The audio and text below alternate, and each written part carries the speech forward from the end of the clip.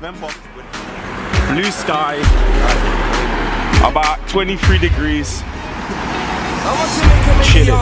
I want a big fat crib with a girl like Christine Million. Okay, so let's start from the beginning. So let us know a bit about yourself, how you came to this country. Was Spain? How did you come to England to begin with? Like? Shall we start with England? Yeah, let's start with England. Okay, let's start with England.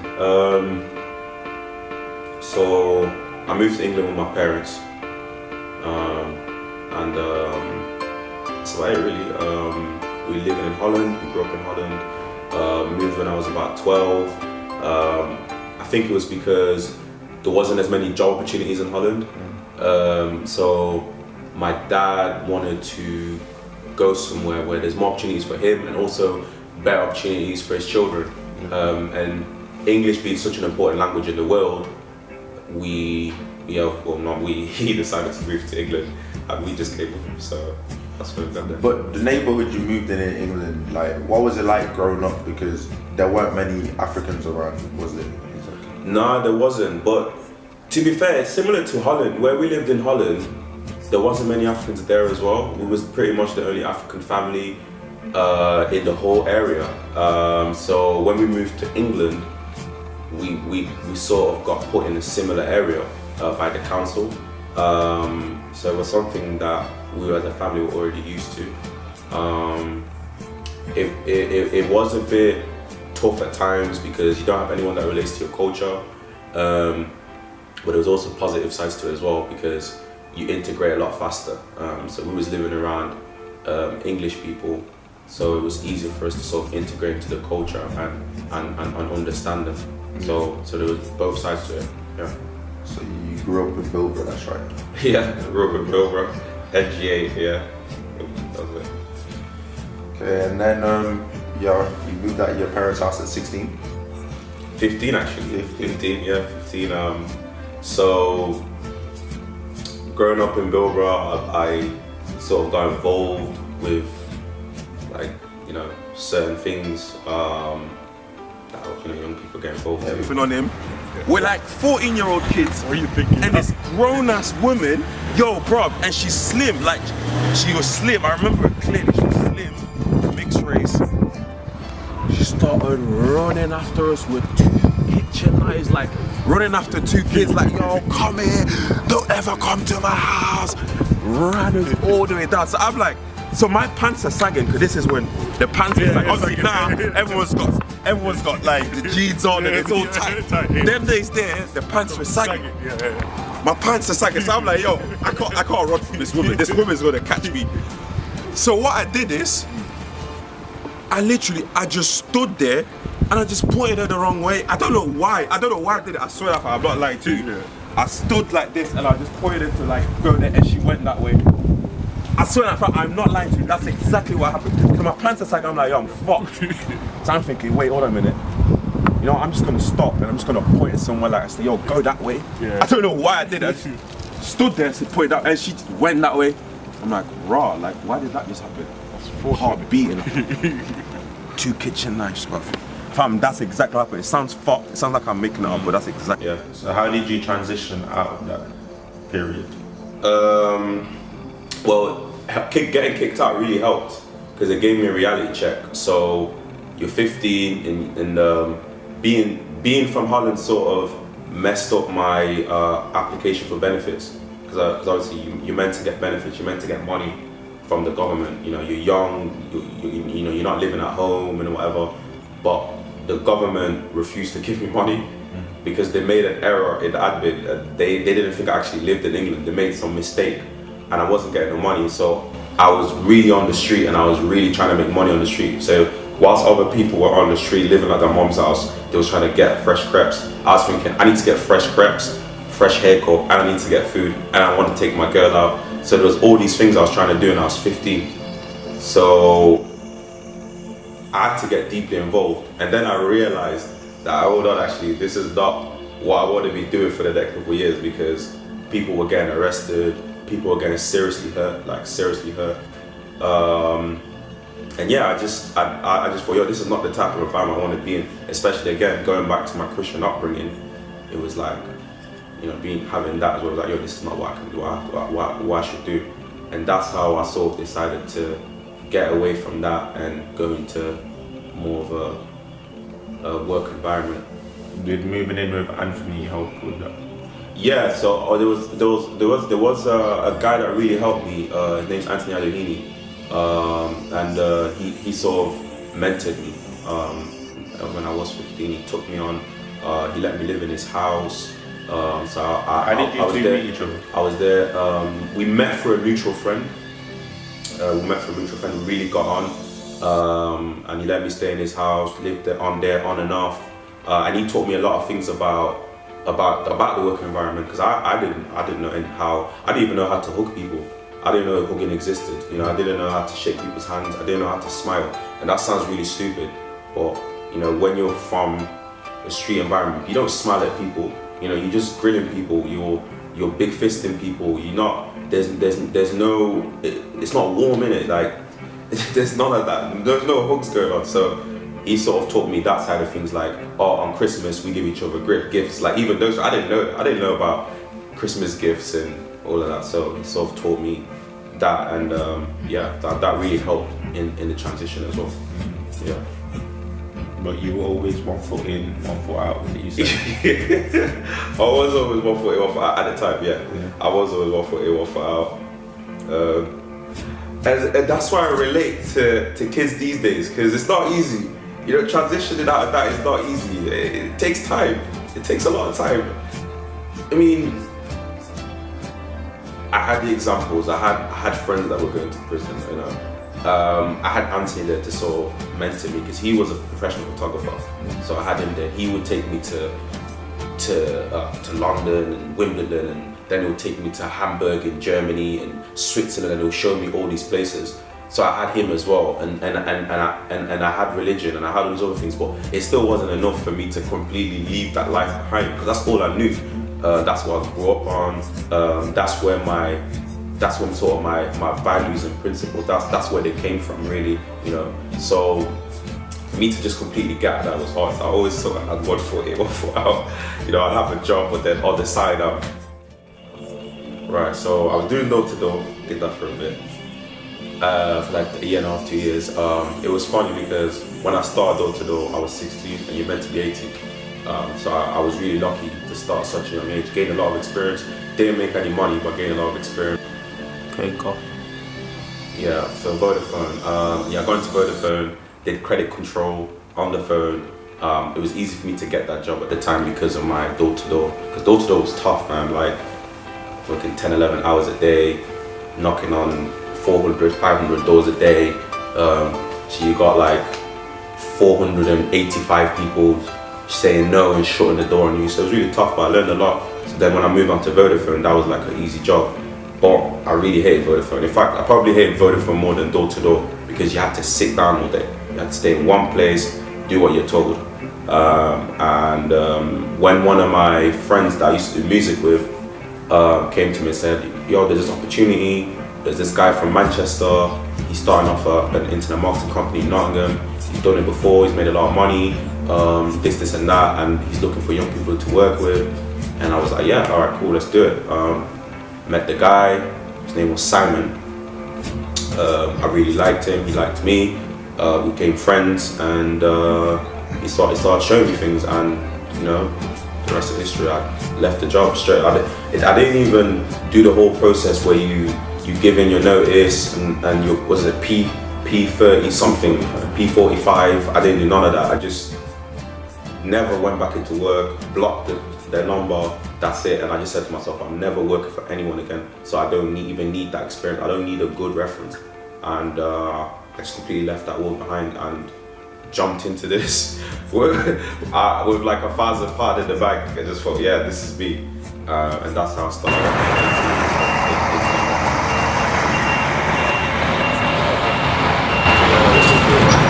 Yeah, I used to be in the road, but not that before. I'm going to that later.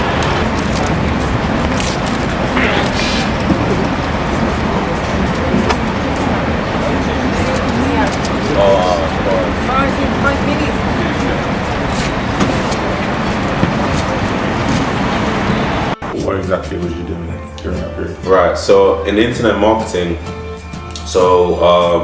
we was focusing on the dating niche at first. That's what I started off in. So we had a product that we were building that was aimed at like guys that were trying to date, and that product was going to be a really massive launch in New York. We were so young at the time. I mean, I was just getting into it. The people I was working with, they just started off as well. So this was like a massive project for us, given to us by Simon, and we ended up completely flopping it. You know, copyright. That's what killed us. Yeah. Copyright. You know, we copied a lot of things from other people, and a week before we was gonna launch it, it was going to be launched in Madison Square. Imagine that, like on the billboards. There was a lot of money behind it, and then, you know, one of the regulators came back to us and said, "Hold on a minute. You know, you copied this from that person. You know, if you release this, we're going to sue you." You know, and it was talking 7 figures, and then we was like, "Oh, okay, let's not release it." And yeah, that's why I basically started off in, and that really messed us up. A lot of people left. I stayed. And then I got into the financial niche. So the financial niche is like, you're talking forex, you're talking stocks, you're talking things like binary, cryptocurrency, all those things. So I sort of concentrated more on that niche and started building my database there. And yeah, it was really slow though. I mean, so at the start you're making £20 a week, £30 a week. You know, not really a lot of money. You're basically living on scraps.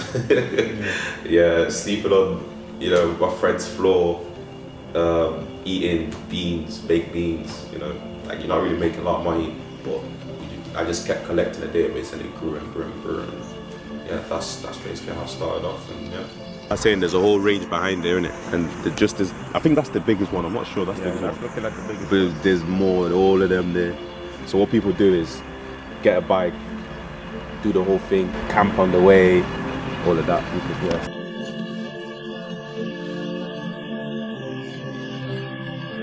So now you're in Marbella, and what is it you do?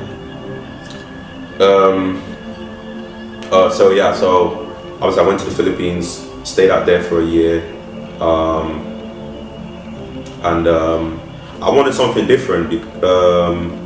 So the Philippines was really relaxed, was really calm. Like no one really does anything. People just kick back. So I was really just kicking back and doing work. But then, sort of every time I'd come back to England to see my friends and family, it would just be a completely different energy. Like it would be such a big shift of energy that it would throw me off balance. You know, you're going from a really relaxed environment where everyone just chills and meditates and does yoga to England, where people go out and it's just, you know, people barge into you on the street and stuff. So it was like this big shift of energy, and it was a long travel as well. It's about 14 hours. Sometimes it's 18 hours, 20 hours. I'll be spending 2 days traveling and stuff just to get back home. So I wanted to be closer to home, and I wanted to set up M.P.WR as well, which was obviously harder to do from Manila. So I wanted to be closer. So yeah, I decided to move closer, and yeah, I ended up in Marbella. And in fact, actually, I was watching a YouTube video. I remember I was in London watching this guy called Dorian Yates. He's like a bodybuilder, and he lives out here. And he was talking about all sorts of stuff, you know, ayahuasca, weed, you know, meditation. And I was watching that, and he was like, "Oh, by the way, I live out in Marbella." And I was like, "Okay, well, that's my next destination." And I've heard about Marbella as well when I was doing nights. So I was like, "Okay, Marbella." And then when I came here, it was great. I loved it. I loved the weather, I loved the people, I loved the fitness, and that's how I just decided to move it. Now I'm here. So let's talk about M.P.WR. What exactly is it, and what are your goals with it? So M.P.WR is basically empowering people that have had enough. You know, people that they want to be independent. I mean, everyone knows that the big corporate companies, they don't really care about us. You know, that's old news. You know, you go on Facebook, people are always talking about it. You know, we're talking about Trump, we're talking about McDonald's and all that. So everyone knows about that, and we know what the problem is. But I wanted to sort of be part of the solution and empower people by helping them become financially independent by using the internet. You know, I feel like a lot of us use the internet the wrong way. We use the internet to self-promote, to deal with our insecurities, but we don't use it enough to empower ourselves. You know, to tell people what we're about and to make money. You know, and to push our own agendas. And it's just showing people how to do that, especially because how I started off on the internet is completely different to how everyone else started off. Yeah, because that's weird, because you was doing all them things, but yet you never had Snapchat, never had Instagram, exactly. you didn't have Facebook. I started off completely different to everyone else. So whilst everyone else started off opening an Instagram account and trying to create a girl and trying to go to the gym and show off their biceps, I was more on the other side. So I was collecting emails. That's what I was doing, collecting emails online, creating a database of these leads. Mainly emails, basically. We had a couple of phone numbers, but mainly emails, and then using those emails to sell my products in the financial niche. So, you know, that's completely different to the social media side of things. Even though I did use some of the social media side when I was doing events, the social media really helped. I remember that. But I was more focused on, we need to get these emails, we need to get these numbers, we can engage with people, and we need to sell, we need to make money. You know, it's more than just having followers on Instagram, it's more than just having friends on Facebook. We need to turn them into actual customers, we need to convert them. So yeah, that's sort of how I started off differently. And with M.P.WR, I want to show people that side. I think, everyone knows how to get followers. Okay, cool. You know, everyone knows how to post nice pictures on Instagram and whatever. Cool, you know how to do that. But I want to teach people how to convert that into actual money. And I also want to show people that it's not only about social media. You know, you can combine it with other things. You know, you can do some offline marketing. We could even still go back to flyering. You know, that still works for people. People can still network and talk to people in real life. That still works for people. It's about combining everything and in a way that suits you. You know, so that's what I want to teach people. Make the internet work around you. Don't work around the internet. You know, don't bend to the rules. Make the internet bend around your rules. You know, let it support you. You know, so that's sort of what I want to be teaching people through M.P.WR. So you're basically anti-work. You don't agree with like 9-to-5 lifestyle. That's a tough one still.